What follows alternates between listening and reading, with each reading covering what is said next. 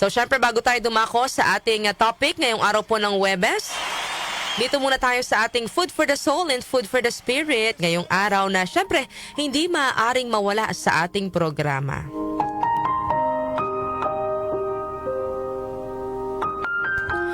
Mayroon po akong ibabahagi sa inyo na isang maikling kwento. Isang mainit na hapon sa tabing dagat ay nagkakagulpo yung mga tao nang mapansin nila na may isang bata na nalulunod. Agad po nila itong inihahon sa tubig. Ngunit walang malay yung bata. May isang matandang lalaki ang nagmamadaling lumapit sa bata. Nang mga hawakan na niya ito, ay may dumating naman na isang lalaki na parang galit at mayabang yung aura niya. Pinaalis niya ang lahat ng mga taong nakapaligid sa bata, kasama na yung matanda. Sabi niya, "Umalis ka dyan. Marunong akong mag-CPR kaya tumabi ka." Pasigaw po na sinabi ng lalaki doon sa matanda. Tumayo ang matanda at humakbang sa likod ng lalaki. Lumayo siya doon sa bata, talagang nag-giveaway siya doon sa lalaki.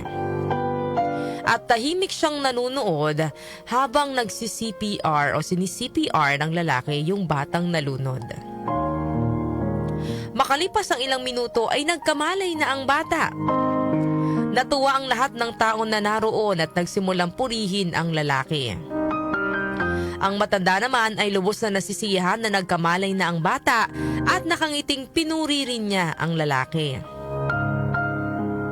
Makalipas po ang 2 oras, sa kasamaang palad, ang lalaking nagligtas sa buhay ng bata ay bigla na lamang nahirapan huminga at nawalan ng malay. Ilang minuto pa ay nagising na po ang lalaki at nakita niyang nasa loob na siya ng ambulansya. Katabi na niya ang matanda na nakita niya kanina sa dalampasigan at sinusuri nito ang kanyang pulso.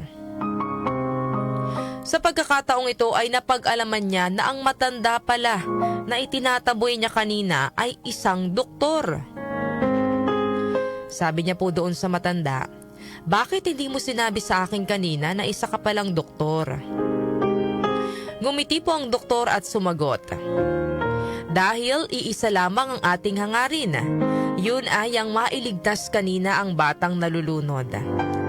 Naging doktor ako upang magligtas ng buhay, hindi para sa katanyagan."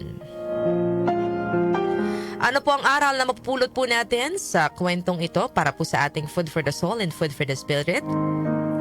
Simple lang po ang pagiging humble o pagkumbaba. Yan po yung gustong ipahiwatig ng ating maikling kwento ngayong araw po, Kung tutuusin yung doktor pwede rin siyang makipagtalo doon sa lalaki dahil hindi hamak na mas may alam naman siya sa kung ano yung gagawin doon sa bata para mailigtas dahil nga doktor siya. Alam niya kung paano magligtas ng buhay.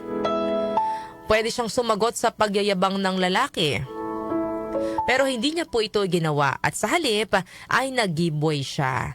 Dahil sabi nga ng doktor, parehas lang naman ang kanilang hangarin ng lalaki at ito ay ang mas sagip yung bata. Minsan po sa buhay nangyayari na talagang nakikipagtagisan tayo ng galing sa kapwa natin. Minsan ayaw talaga nating magpatalo. At paminsan-minsan lumalabas din po ang ating kayabangan, na guilty rin po tayo dyan, lalo na kung alam mong mas lamang ka, mas magaling ka.